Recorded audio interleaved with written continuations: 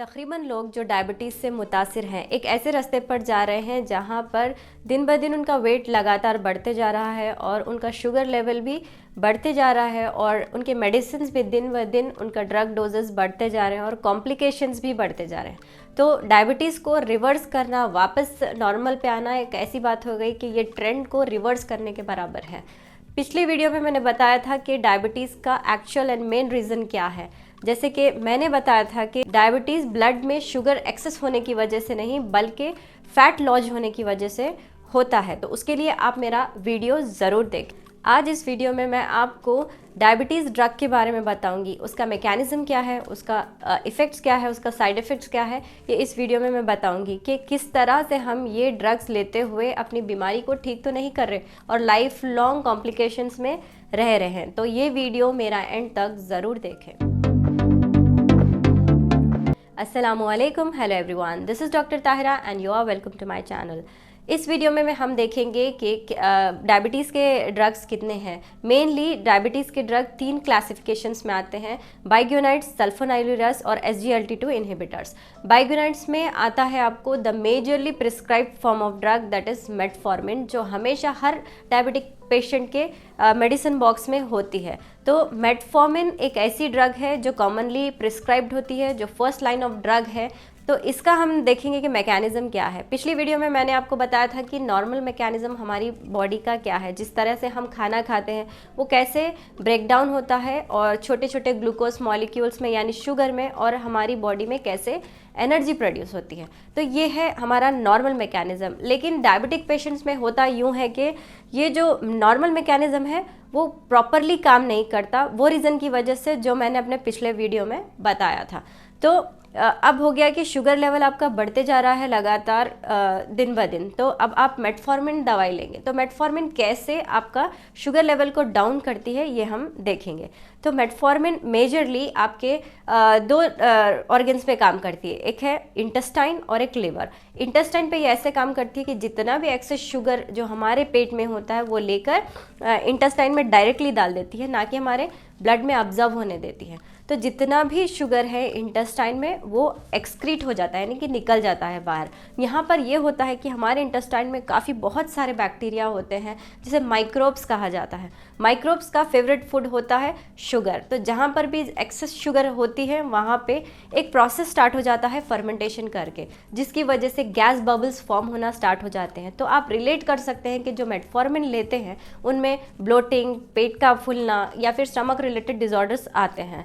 और लीवर पे ये इस तरह से काम करती है कि लीवर में एक ख़ास तरीके का प्रोसेस होता है जिसे ग्लूकोनियोजेनेसिस कहते हैं, यानी कि जब भी हमारी बॉडी इन नीड होती है, जब हमारे पास जैसे कि रोज़ा है, उपवास है, उसके टाइम पे हम या फिर कभी खाना नहीं खा रहे प्रॉपरली, तो जब एनर्जी प्रोवाइड करना है तो एक स्टोर्ड फॉर्म में ग्लूकोज आपके लीवर में होता है। तो वो ग्लूकोज रिलीज़ करता है, न्यू ग्लूकोज प्रोड्यूस करता है, ग्लूकोनियोजेनेसिस। तो वो साइकिल को वो स्टॉप कर देता है, यानी इस साइकिल को ही बंद कर देता है, जिसकी वजह से लैक्टिक एसिड का प्रोडक्शन बढ़ते जाता है बॉडी में। उससे ये होता है कि लैक्टिक एसिडोसिस की प्रॉब्लम आ जाती है।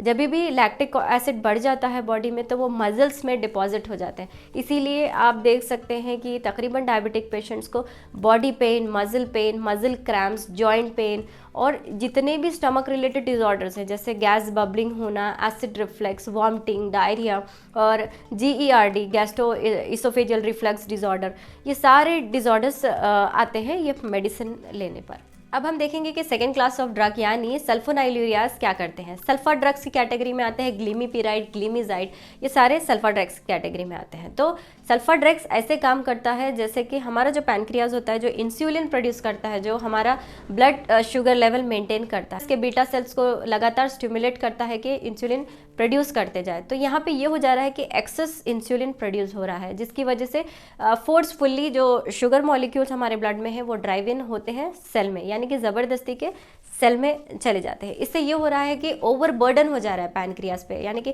कोई भी एक फैक्ट्री है जो दिन रात काम करती है तो उसमें मशीन्स, उसका ओवर यूज़ जब भी होता है तो मशीन्स ब्रेक डाउन होते हैं।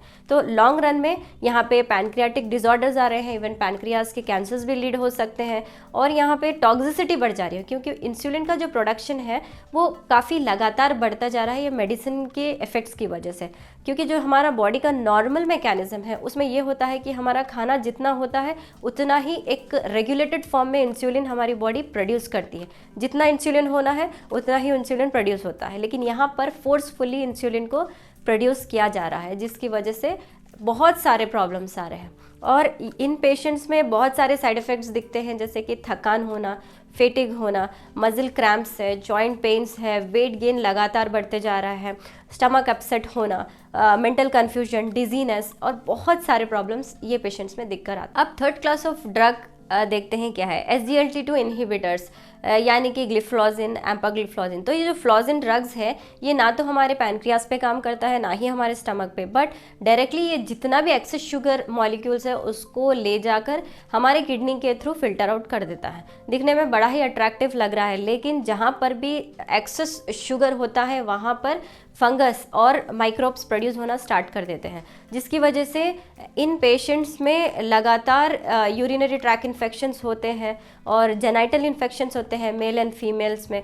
इंक्रीज नर्वसनेस, जॉइंट पेन और बहुत सारे प्रॉब्लम्स इन लोगों में दिक्कत आते हैं। जैसे कि हमने देखा कि कैसे डायबिटिक ड्रग्स हमारी बॉडी पर काम करते हैं, तो यहाँ पर आप देख लीजिए कि आपका रूट कॉज से इधर इलाज नहीं हो रहा, क्योंकि जिस तरीके से काम करना है, जो प्रॉब्लम असल मेन सेल में है, जहाँ से मेन क्लियर आउट होना है, वहाँ पर वर्क नहीं करके ये बस एक ऐसी चीज़ पे काम कर रहा है कि बस शुगर रीडिंग नॉर्मल लाना है आपके जब भी आप एक टेस्ट करवाते हैं। तो इससे क्या हो जा रहा है कि लाइफ लॉन्ग आप मेडिकेशंस पे रह रहे हैं और रहते हुए भी आपके कॉम्प्लिकेशंस नहीं रुक रहे हैं। तो इसका तो हल नहीं है, ये एक टेम्पररी मैनेजमेंट है जो कि आपको लीड करता है दूसरे कॉम्प्लिकेशंस, एम्पुटेशंस और इवन कैंसर्स को भी लीड कर रहा है। तो आखिर मेडिसिन्स हल नहीं तो क्या है? क्या डाइट के थ्रू हम डायबिटीज़ को रिवर्स कर सकते हैं? डाइट में भी बहुत सारे डाइट है आजकल, ट्रेंडिंग डाइट्स जो चल रहे हैं, जैसे कि कीटोजेनिक डाइट है, Atkins diet, low calorie diet या फिर पोर्शन डाइट। तो क्या ये डाइट किस तरीके से काम करती है डायबिटीज़ को रिवर्स करने में, और क्या ये डाइट हम लाइफ लॉन्ग कैरी ऑन कर सकते हैं? क्या ये सस्टेनेबल डाइट है? ये जानने के लिए मेरा नेक्स्ट वीडियो ज़रूर देखें। So stay tuned with us. If you haven't subscribed to my channel, kindly subscribe and share it with others. Thanks for watching. Thank you.